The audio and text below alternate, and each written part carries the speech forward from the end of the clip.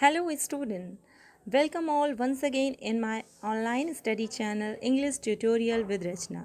So, dear student, today we shall cover a very important topic of grammar, that is pronoun. Yes, dear student, today we shall read about pronoun. So, without any delay, let's start and understand the topic. What is pronoun? First, we'll understand with the definition of pronoun. So, what is a pronoun? In my previous video of grammar, I explained you noun, and I hope that now you are very well familiar with what is noun. As you know that all the things in the words have some names, they are known by some names, and those names are called noun. Now, what is pronoun? So, pronoun is a word that is used in place of noun. Pronoun is a word that is used in place of noun and it does the work of a noun. Now, what does we understand from this definition? Let me explain with the help of example. Here we can see that a noun word Ram has been repeated over many times. Ram is a boy. Ram reads in class 7th. Ram is a good athlete. Now, dear student, you can see Ram works hard, Ram obeys his parents, Ram is an ideal student. So here you can see the word Ram, that is a noun, has been repeated many times to give many more information about the same noun who is Ram, right? So here a boy Ram has been described and a few of his qualities have been said. But the repeated use of a noun lets the beauty of writing fade away, hence we need to replace the noun by pronoun. When we use pronoun in place of the noun, then it preserves the beauty of writing. Now let me tell you why do we use pronoun. तो जैसा कि यहाँ लिखा गया है dear student कि हम pronoun का यूज़ क्यों करते हैं, क्योंकि जब हम किसी एक ही नाउन के बारे में बहुत सारी इन्फॉर्मेशन, उसकी बहुत सारी क्वालिटीज़ को बताते हैं तो हमें उसी नाउन को कई बार यूज़ करने की ज़रूरत पड़ती है, जिससे सुनने में ये अच्छा नहीं लगता है. इसलिए हम उस नाउन को बार बार यूज़ न करें, उसकी जगह हम कोई दूसरा वर्ड यूज़ करते हैं और वही वर्ड क्या कहलाता है, वही वर्ड प्रोनाउन कहलाता है. Have you got it dear student? तो प्रोनाउन का यूज़ हम क्यों करते हैं? To make the conversation beautiful and to avoid the repetition of noun. Noun की रेपिटेशन को अवॉइड करने के लिए हम प्रोनाउन का यूज़ करते हैं और नाउन की रेपिटेशन से क्या होता है, हमारी कन्वर्सेशन अच्छी नहीं लगती है. Okay, let's understand with the help of example that how we have used the same pronoun in place of noun word Ram. Ram is a boy. He reads in class 7th. He is a good athlete. He works hard. He obeys his parents. He is an ideal student. Now, as the pronoun he has replaced the word Ram, the sentence are very much pleasing to read, isn't it? है ना, ये पढ़ने में अच्छा लग रहा है आपको. Pronoun saves the noun from getting repeated and also beautifies the sentence. तो pronoun का क्या work होता है? If anyone asks you what is the function of pronoun, what will you tell? That pronoun saves the repetition of noun and it also beautifies the sentence. Okay? So now I hope that you have understood what is pronoun, okay, and why do we use pronoun. Now we will move further and understand that what is how many types of pronoun we have. Okay, so moving further, I'll explain the types of pronoun. Okay, so first type of pronoun that we have is personal pronoun. Now what is personal pronoun? Pronoun that indicate persons, things, animal, etc. are called personal pronoun. In English grammar, there are three types of person. तो personal pronoun क्या होता है? ऐसा pronoun जो कि person, things, animals आदि को describe करता है. Okay, now you know that there are many types of pronouns we have that will understand in this very video only. इसी वीडियो में हम एक्सप्लेन करेंगे उसे। बट पर्सनल प्रोनाउन जो होता है वो पर्सन, थिंग्स और एनिमल्स को जो चीज़ें डिस्क्राइब करती हैं उनके लिए यूज़ होता है। और इंग्लिश ग्रामर में हमारे पास 3 टाइप्स के पर्सन होते हैं, first person, second person and third person. अब ये फर्स्ट पर्सन क्या होता है? The speaker is the first person and the example of the first person that we have is I and we in subjective case, me and us in objective case, my, our, mine and ours are in possessive case. Okay, now if you understand what is second person, so second person is known as listener, like I told you. So I is the speaker, right, and you is the listener. Okay, what I told you, that he is a good boy.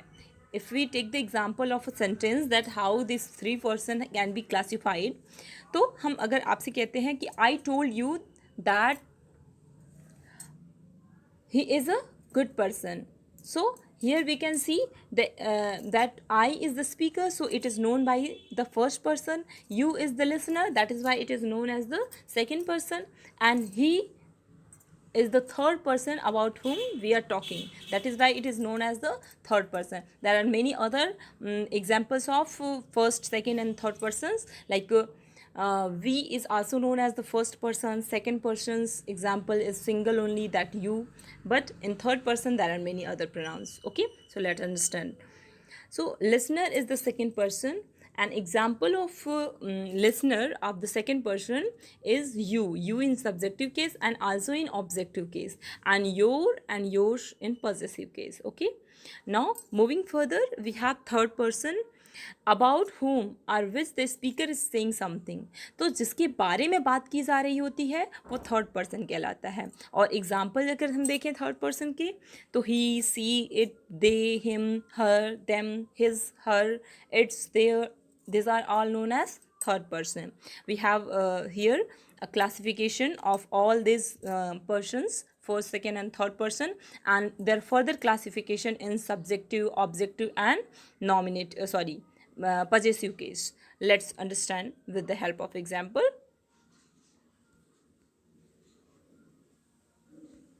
So here first, second and third person we have. In first person we have 2 pronouns, okay, I and we, and I and we are always used as the subject, right? And if we talk about that what is the objective case of I and we, when we use it as an objective case, as an object in the sentence, then आई का objective case मी होता है and we का objective case अस होता है। अगर possessive case की बात करें, पोजीशन शो करने के लिए, जैसे कि अगर आपको कहना है कि वो मेरी पेन है, then you will say that is my pen, right? So my is showing your possession on that pen. आपका my जो वर्ड है वो आपका उस पेन पर आपके पोजीशन, आपके अधिकार को शो कर रहा है। इस तरीके से जो माई है वो पॉजिटिव केस कहलाएगा। ओके, एंड इसी तरीके से वी का पॉजिटिव केस क्या हो जाएगा? आर हो जाएगा। यहाँ पे एक और केस दिया गया है, रिफ्लेक्सिव केस। रिफ्लेक्सिव वर्ड जो होता है, जैसे कि वो रिफ्लेक्स करने के लिए, जैसे कि किसी भी एक्शन का जो रिएक्शन है वो स्वयं पे पड़ता है, स्पीकर जो बोलने वाला है उसी पे पड़ता है, that is called reflexive case.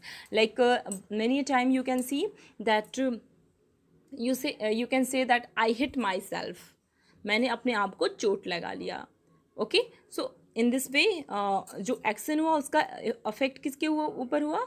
Same आप ही के ऊपर हुआ। तो इस तरीके से that case is known as reflexive case. तो रिफ्लेक्सिव केस आई का क्या होता है? My self, and you we का आर सेल्फ। ओके, अगर हम सेकेंड पर्सन पर्सनल प्रोनाउन की बात करें तो यू है जो कि सब्जेक्ट, और यू ही ऑब्जेक्टिव के रूप में भी यूज होता है। You can see in the sentences also.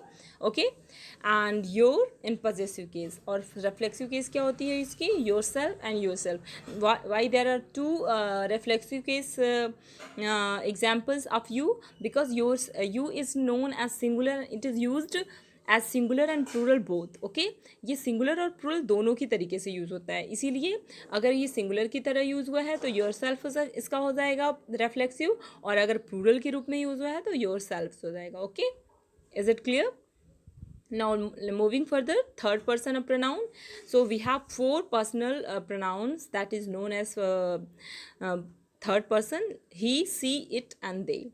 Now he and she and it, they are singular and they is plural. It for you can say non-living things, okay.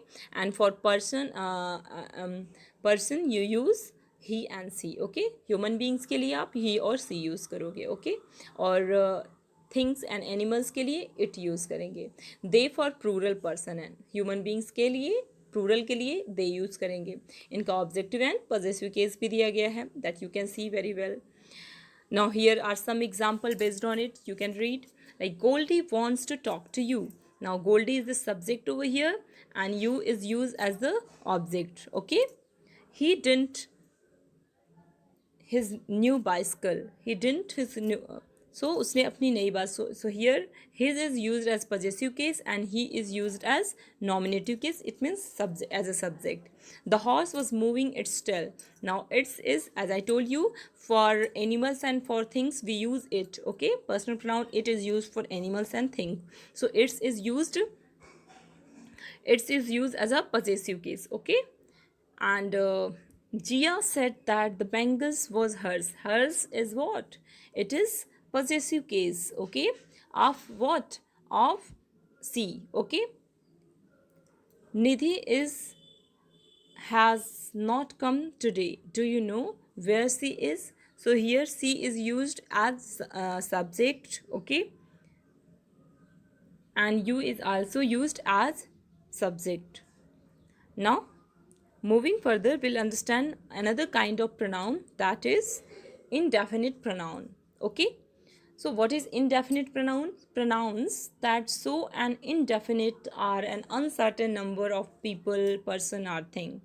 Indefinite pronoun क्या होता है? तो indefinite pronoun जो होता है वो person, place और things की ही बात करता है, लेकिन उसमें जो नंबर होता है, जो संख्या होती है, वो हमें पता नहीं चलता है. वो कुछ एक से अधिक संख्या की बात तो होती है, लेकिन कितनी संख्या ये नोन नहीं होता है, ये मालूम नहीं चलता है. That is why it is known as indefinite pronoun. इसीलिए इसको हम इनडेफिनिट प्रोनाउन के नाम से जानते हैं. Indefinite means which is not known, okay, जो कि संख्या क्लियर नहीं है. Which is a number but not how many, it's not clear, okay. Like all were hungry. You know that all words are just plural, right? It can't be used for a single person, but it is used for many more. All were hungry. So all words shows for plural, but how many, it's not clear. None is happy these days. None word shows not singular. It's used for many people, but how many, it's not clear. Some were very much placed, okay. So here some also. So these are the example of indefinite pronoun: all, none, some, okay. These all are indefinite pronoun because they don't give any certain idea about the number, person or thing, okay. ये किसी person, place या things की exact जो number है उसका idea आपको नहीं देते हैं. That's why they are known as indefinite pronoun और ना, and they are not names, okay. That is why and they are used as subject. Now let me tell you one more important thing dear student, कि जब भी subject के रूप में हम use करते हैं तो सब्जेक्ट और ऑब्जेक्ट के रूप में हम केवल दो ही पार्ट्स ऑफ स्पीच को यूज़ कर सकते हैं. वो पार्ट्स ऑफ स्पीच कौन सी हैं? Noun and pronoun. तो नाउन और प्रोनाउन का ही यूज़ हम सब्जेक्ट के रूप में करते हैं.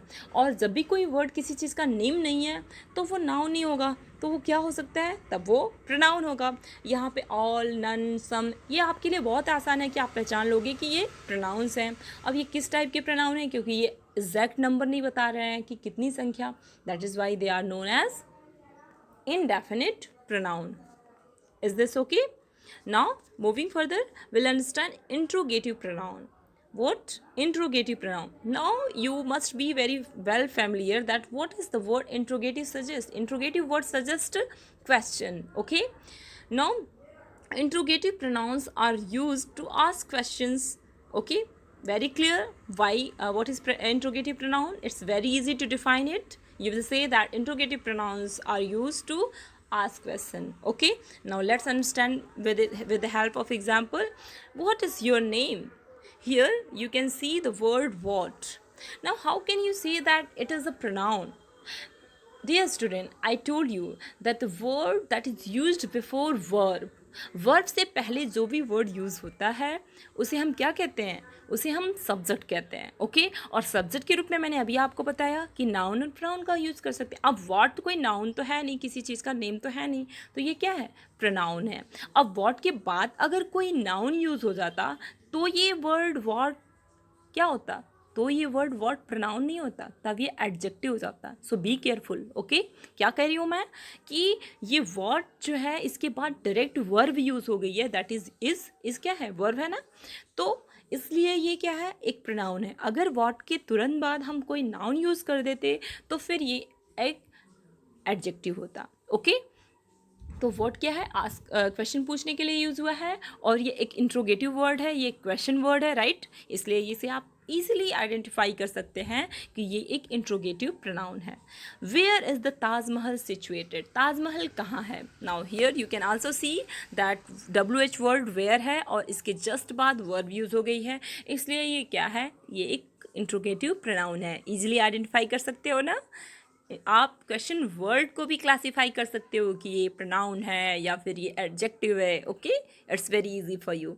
Now moving further will understand another kind of pronoun, that is relative pronoun. Okay, so we have relative pronouns that are used to join two sentences and reveal the relation with the noun that comes before it. अब relative pronoun क्या होता है, ऐसा pronoun जो दो sentences को join करने के लिए यूज़ होता है और ये रिवील करता है, ये बताता है रिलेशंस को, क्या, उसके उस नाउन के साथ जो इसके पहले प्रयोग हुआ है। Now let me clear it.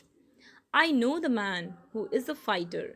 अब रिलेटिव प्रोनाउन क्या होता है, मैंने कहा है कि ये दो सेंटेंसेस को ऐड करता है। ओके, और इस क्वेश्चन वर्ड से पहले जो नाउन यूज़ हुआ है, पहले, बाद में नहीं, ध्यान दीजिएगा, तो इससे पहले जो नाउन वर्ड यूज़ हुआ है उसके बारे में ये बताता है। जैसे आई नो द मैन, ये आपका एक सेंटेंस हो गया। हु इज़ अ फाइटर, ये दूसरा सेंटेंस हो गया। अब ये हु इज़ अ फाइटर क्या बता रहा है, ये इस मैन के बारे में बता रहा है कि मैन क्या है, फाइटर है। तो यहाँ पे डेफिनेशन रिलेटिव प्रोनाउन की जो दी गई है उसमें क्या कह रहा है कि रिलेटिव प्रोनाउन एक ऐसा प्रोनाउन होता है जो दो सेंटेंसेस को ज्वाइन करता है और रिलेटिव वर्ड से पहले जो नाउन यूज़ हुआ है उस नाउन के बारे में ये बताता है। तो यहाँ पे हु क्या हो जाएगा, आपका रिलेटिव प्रोनाउन हो जाएगा, क्योंकि इससे पहले एक नाउन यूज़ हुआ है जिसके बारे में ये कुछ बता रहा है। तो ये भी आपके लिए बहुत ईजी है। रिलेटिव प्रोनाउन जरूरी नहीं है कि हमेशा WH वर्ड हो, दैट भी हो सकता है। ओके, तो ये कनेक्टिव वर्ड होते हैं, लेकिन अगर इनसे जस्ट पहले नाउन यूज़ हुए हैं और उसके बारे में ये कुछ बता रहे हैं तो ये रिलेटिव प्रोनाउन हो जाएंगे। Examples, I like the book, ये आपकी एक सेंटेंस हो गई। विच हैज़ अ होलोग्राम, ये दूसरा सेंटेंस हो गया। तो ये आपका विच किसके बारे में बता रहा है, बुक के बारे में बता रहा है कि मुझे वो बुक पसंद आती है जिसपे होलोग्राम होते हैं। ठीक है, तो यहाँ पे विच किसके बारे में बता रहा है, बुक के बारे में बता रहा है। Have you understood? Moving further let's understand another kind of pronoun. So before that I will give you some examples of relative pronouns. As I told you that not only WH word question words are used as relative pronoun, but some other word like that, मैंने that भी बताया आपको कि who, whom, whose, which, that. Okay, they are also relative pronoun. अब ये भी understand कर लीजिए कि ये किसके लिए यूज़ होते हैं। तो हु जो है पर्सन, नॉमिनेटिव केस में पर्सन के लिए यूज़ होता है, nominative case means as a subject. Okay, और हुम जो है ये भी पर्सन के लिए यूज होता है, ऑब्जेक्टिव केस में मतलब ऑब्जेक्ट के लिए। जैसे वहाँ पे अगर जो नाउन होता वो सब्जेक्ट ना होकर ऑब्जेक्ट होता। अच्छा, हुज जो है for person in possessive case, whose जो है ये भी पर्सन के लिए यूज़ होता है लेकिन पॉजेसिव केस में। विच जो है वो थिंग्स के लिए यूज होता है। ओके, एंड दैट जो है पर्सन और थिंग्स दोनों के लिए यूज होता है। ओके, ये एग्जाम्पल्स रीड कर लीजिए जिससे आप समझ जाएंगे। Like Saurabh who is a diligent worker is loved by everyone. यहाँ पे जो हु वर्ड है वो सौरभ के बारे में बता रहा है कि सौरभ क्या है, एक डिलिजेंट वर्कर है। ओके, इस सेंटेंस को अगर आप अलग अलग करते हो तो आप ऐसे कर सकते हो कि Saurabh is loved by everyone, ये एक सेंटेंस हो जाएगा और ये आपका जो इंडिपेंडेंट इसमें क्लास हो जाएगी who is a diligent worker. Okay, तो यहाँ पे हु क्या है, वो नॉमिनेटिव केस में यूज हुआ है, इट मीन्स सब्जेक्ट के रूप में यूज हुआ है। कैसे आप कह सकते हो, क्योंकि ये सौरभ जो सब्जेक्ट के रूप में यूज हुआ है उसके लिए ये प्रयोग हुआ है। अब यहाँ पे देखिए, do you know the girl whom you talked to in the party। यहाँ पे गर्ल जो है ऑब्जेक्ट के रूप में यूज हुई है, क्योंकि आप जानते हो किसको, उस लड़की को जिस जो कि होम यू टॉक्ड, जिससे तुमने पार्टी में बात किया था। तो यहाँ पे जो गर्ल जो है ऑब्जेक्ट के रूप में यूज हुई है, इसलिए इसके लिए कौन सा रिलेटिव प्रोनाउन यूज हुआ है, होम। निगार हुज रिंग वो स्टोलन इज़ माई। अब यहाँ पे भी आप देख रहे हो कि यहाँ पे जो है निगार के पजेशन की बात की जा रही है कि निगार के रिंग। ओके, सो यहाँ पे हुज जो है पजेसिव केस के रूप में यूज हुआ है। I have return the money which I borrowed from her. यहाँ पे विच जो है मनी के लिए यूज हुआ है। मनी क्या है, एक थिंग है, कोई पर्सन नहीं है, राइट। इसलिए यहाँ पे विच रिलेटिव प्रोनाउन का यूज हुआ है। It is only the 13th question in KBC which may fetch you 7 crore. Okay, तो यहाँ पे क्वेश्चन क्या है, question it is only the 13th question in KBC विच। यहाँ पे क्वेश्चन भी क्या है, एक थिंग है, कोई लिविंग बीइंग नहीं, कोई ह्यूमन बीइंग, सॉरी ये पर्सन नहीं है, इसलिए इसके लिए भी आपने विच का यूज़ किया है। चलिए अब अनदर काइंड ऑफ प्रोनाउन को अंडरस्टैंड करते हैं, that is demonstrative pronoun. Demonstrative pronoun क्या होता है, pronouns that are used to show or to indicate some nouns are called demonstrative pronoun। तो demonstrative pronoun क्या होती है dear student, कि एक ऐसा pronoun जो कि किसी चीज़ की तरफ हम indicate करने के लिए उसका यूज़ करते हैं, तो उसे हम demonstrative pronoun करते हैं। Like this is my house, those are lily flowers. Okay, तो ये मेरा घर है, वो लिली मीन्स वो कुमुदनी के फूल हैं। ओके, तो यहाँ पे आपने जो दिस दैट दिस दोस का यूज़ करते हैं हम, वो किसी चीज़ की तरफ इंडिकेट करने के लिए, संकेत करने के लिए हम इसका यूज़ करते हैं। तो जब भी एक ऐसा प्रोनाउन जो किसी की तरफ इंडिकेट करने के लिए रेफर्स करता है उसकी तरफ, तो उसे हम डेमोन्स्ट्रेटिव प्रोनाउन कहते हैं। जैसे दिस का यूज़ जो है सिंगुलर नाउन के लिए यूज़ होता है, जबकि कोई चीज़ पास में होती है। जैसे आप कहते हो आपके पास में कोई बुक है और आप कह रहे हो this is my book. Okay, तो आप उस बुक की तरफ इंडिकेट करके कह रहे हो कि हाँ ये मेरी पुस्तक है। तो इस तरीके से ये क्या हो गया, डेमोन्स्ट्रेटिव प्रोनाउन हो गया फॉर नियर थिंग्स और सिंगुलर के लिए। और इसी तरीके से दैट का यूज़ होता है दूर की वस्तुओं के लिए, फॉर थिंग्स के लिए सिंगुलर में। एंड दीज जो होता है प्लूरल के यूज होता है पास में लिए। दोज जो होता है प्लूरल के यूज होता है लेकिन दूर के लिए। Okay, another kind of pronoun is distributive pronoun. So distributive pronoun क्या होती है, pronouns that are used to show the distribution of a noun are called distributive pronoun. Examples है like each soldier has a gun. तो distribute as the word distribute suggest means you know the बांटना। तो distribute pronoun क्या होता है कि वो सब में से प्रत्येक की बात करता है। ओके, सब में से प्रत्येक की बात करता है, और इसके साथ हमेशा हम सिंगुलर वर्ब को ले आते हैं। जैसे each soldier has a gun, तो यहाँ पे एक की बात नहीं की जा रही है, सब बहुत सारे लोगों की बात कर रही है, लेकिन सब में से प्रत्येक की बात की जा रही है कि इसमें से सबके पास जो है, एक एक के पास क्या है, गन है। सबकी गन नहीं है, बल्कि एक एक के पास अपनी अपनी गन है। Okay, any of this books will do. Okay, अब इस सारे पुस्तकों में से प्रत्येक की बात की जा रही है। ओके, कि हर एक पुस्तक काम करेगी, सबकी सेम वर्क है। Okay, like these are none. So many other examples of distributive pronoun that we have। distributive pronoun के और भी examples जो हमारे पास हैं, जैसे none है, any है, some, is, every, either, neither, no one, everyone, everybody, nobody, etc. So these are the examples of distributive pronouns, dear student। Moving further, we have another kind of pronoun, that is reciprocal pronoun। So what is a reciprocal pronoun? That are made up of two different pronouns and so a mutual relationship are called the reciprocal pronoun। तो reciprocal pronoun जो होता है वो दो different pronoun से मिलकर बना होता है, और ये उनके बीच के म्यूचुअल रिलेशनशिप को शो करता है, उनके बीच आपसी क्या रिलेशनशिप है उसको ये बताता है। तो ये रेसिप्रोकल प्रोनाउंस की एग्जांपल हमारे पास है, जैसे Raj and Seema loved each other. तो यहाँ पे देखिए कि जो ये रेसिप्रोकल प्रोनाउन है ये दो वर्ड से मिलकर बना है, ईच है और अदर है, ठीक है।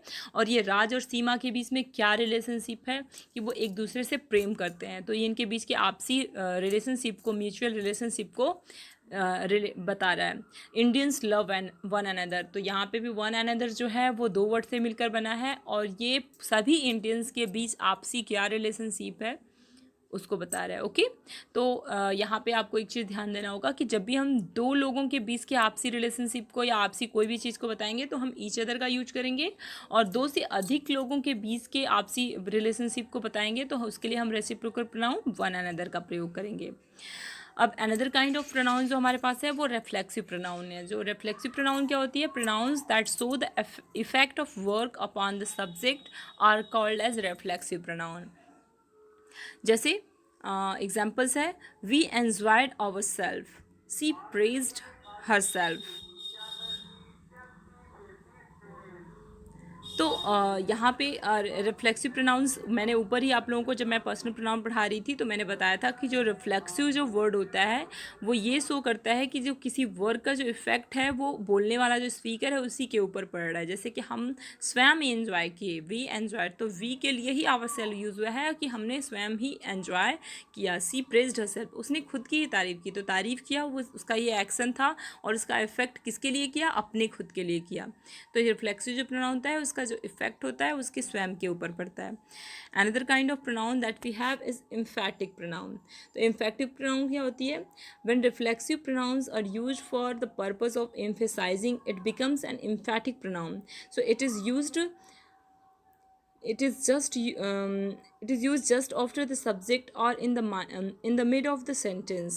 emphatic pronouns जो होता है वो reflexive pronouns का ही फॉर्मेट होता है, लेकिन डिफरेंस क्या होता है कि जब आप जो है इसको सब्जेक्ट के जस्ट बाद यूज़ करते हो तो ये इम्फेसिस शो करने के लिए, मतलब उस आप जो बात कह रहे हो उस पर बल प्रदान करने के लिए उसको और इम्फेटिक, उसको और बहुत ही ज़्यादा जोर दे करके उसको कहने के लिए प्रयोग किया जाता है। जैसे आई माई सेल्फ विल गो, जैसे आप कह रहे हो कि आप जाओगे, आपने नॉर्मली कह दिया कि आई विल गो, हाँ आप जाओगे, लेकिन आप जब कह रहे हो कि आई माई सेल्फ विल गो, इसका मतलब होता है कि मैं खुद ही जाऊँगा, तो आप उस सेंटेंस को और ज़्यादा एम्फैटिक, उसको और ज़्यादा स्ट्रॉन्ग बना रहे हो।